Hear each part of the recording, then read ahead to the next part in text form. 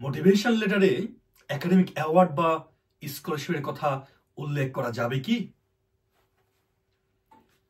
Motivation letter বিদেশি উচ্চশিক্ষায় খুবই গুরুত্বপূর্ণ ভূমিকা পালন করে।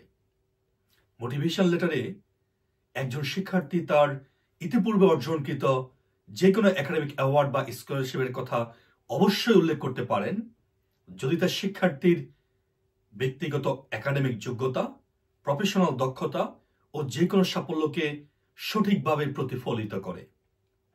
উদাহরণ হিসেবে, receiving the Dean's Award for Academic Excellence in my final year reinforced my passion for materials engineering.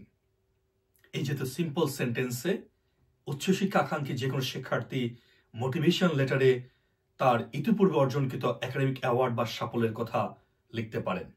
নিঃসন্দেহে এই অর্জনগুলো শিক্ষার্থীর মোটিভেশন লেটারে উল্লেখ করার মধ্যে দিয়ে তা প্রোগ্রামের একাডেমিক কমিটির কাছে শিক্ষার্থীকে খুবই গুরুত্ববহ হিসেবে নির্দেশিত করবে।